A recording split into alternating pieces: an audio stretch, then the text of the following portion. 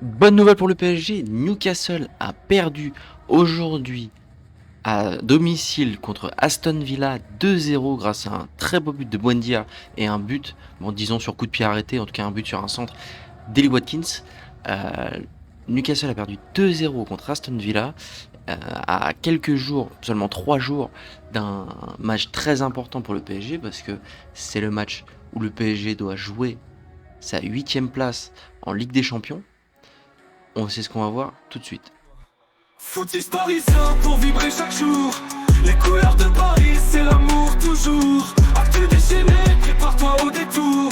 PSG, c'est la vie, la batte sur le parcours. Yo yo yo les petits frérots, Footix parisien, vous connaissez déjà.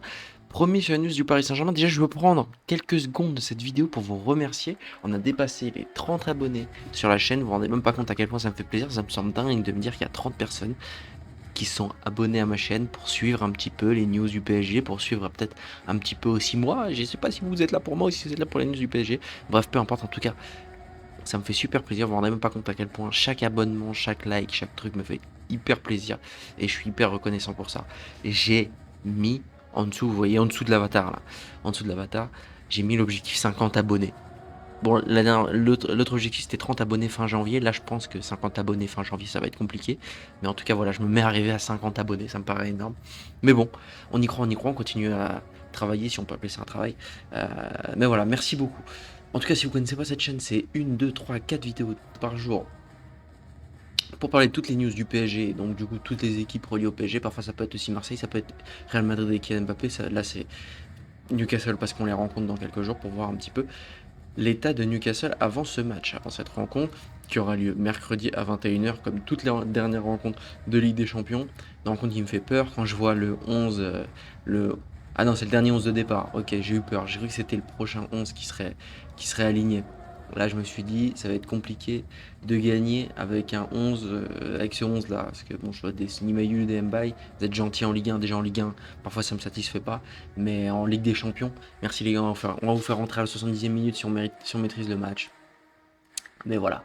Donc, Newcastle, revenons aux moutons, Newcastle qui a pallié une grande absence. Pour moi, je pense que c'est aussi une des raisons de leur défaite. C'est l'absence de Bruno Guimaraes qui est blessé jusque mi-février. Donc, logiquement, si vous vous doutez bien, il ne devrait pas jouer, à part s'il prend les produits magiques qu'avait pris Kylian Mbappé euh, pour son retour pour la finale de Super Coupe d'Espagne. Mais non, il devrait rater le choc contre le Paris Saint-Germain. Euh, Ce qui est une très bonne nouvelle parce que Bruno Guimaraes est simplement et purement le meilleur joueur d'Aston Villa depuis le début de la saison, mais je dirais tout simplement le meilleur joueur d'Aston Villa. Euh, c'est celui qui a le plus de buts, le plus de passes D, donc le plus de goal assist, le plus de minutes jouées, la meilleure note. Euh, voilà, simplement c'est le joueur, le joueur star d'Aston Villa, et ça va faire du bien le fait qu'il ne sera pas là mercredi. Cependant, faut faire attention avec ce match, je trouve, parce que au niveau des, au niveau du jeu, au niveau du jeu, Newcastle, pour moi, je dirais même a dominé la rencontre. Déjà, au niveau de la possession de balle, à 60-40. Newcastle avait beaucoup le ballon, mais n'a pas réussi à se créer grand chose. Enfin, si, ils ont réussi à se créer beaucoup de choses, mais ils ont beaucoup raté. Ils ont le plus grand nombre de tirs, 15 buts à 4. Cependant, pas assez de tirs cadrés, 4 à 8.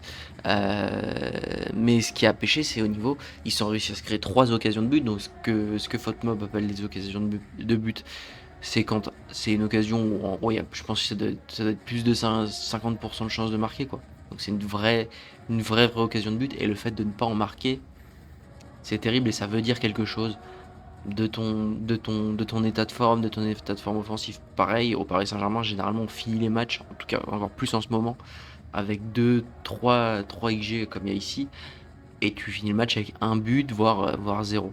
Donc, c'est deux équipes, le PSG et Newcastle, qui sont en panne offensive. On sait que Newcastle n'a toujours pas remplacé, même si ils ont recruté pour essayer de le remplacer avec la venue de Wissa et de Voltemade, l'absence de Alexander Isaac, mais malheureusement, c'est une absence qui n'a toujours pas été remplacée. En plus, pour le transfert qu'est en train de nous faire Alexander Isak à Liverpool. Je crois que c'était pas la peine ni pour Newcastle, ni pour Liverpool, ni pour Alexander Isak. Donc c'est voilà.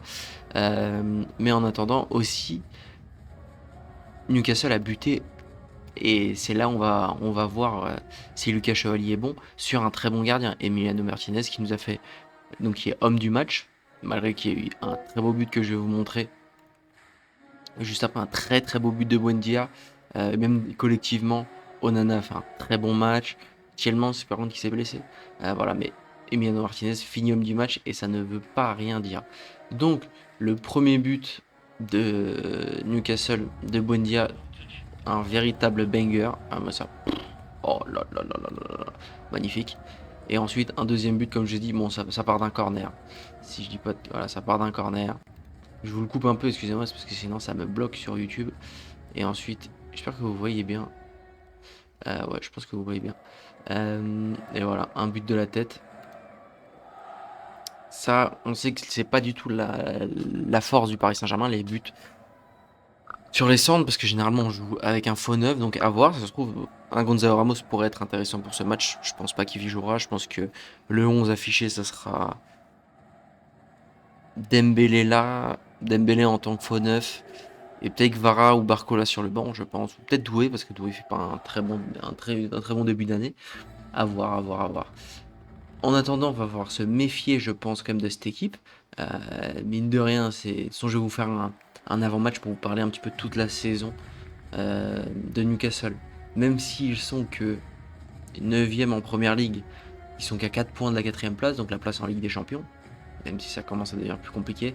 Surtout que je pense que là, Manchester United est en train de jouer contre Arsenal. Donc si Manchester United prend des points contre Arsenal, ça peut être encore plus loin de la 4e place. Mais bon, c'est ce qu'on verra. Il faut déjà que Manchester United gagne. Et on sait que Manchester United... Là, il y a deux équipes qui sont prêts, les rois pour s'auto-saboter. Arsenal, parce qu'à un moment donné, on sait très bien qu'ils vont fléchir cette année. Et Manchester United, ça fait 10 ans qu'ils se sabotent tout seuls. Donc voilà. Mais aussi, c'est une équipe qui est arrivée 7e en Ligue des Champions. Et c'est pas pour rien. Voilà. Bon, et qui a perdu contre Marseille. Ça, c'était un peu la surprise. Mais heureusement que Marseille avait fait ça, parce que sinon, le PSG serait encore derrière. Donc voilà. Fait une égalité aussi contre Newcastle. Mais voilà, c'est quand même des bonnes performances. Par exemple, ils sont allés gagner 2-0 à l'Atlético Bilbao, chose que nous, on n'a pas été capable de faire. Après, en même temps, est-ce que l'Atlético Bilbao, enfin maintenant l'Athletic Club, joue pareil contre le PSG, contre Newcastle? Moi, je pense que l'Atlético Bilbao contre Newcastle a joué plus offensif, c'est beaucoup plus découvert, là où contre le PSG, c'était 11 derrière et on s'est fait chier pendant tout le match. Donc voilà, donc très bonne nouvelle pour le Paris Saint-Germain.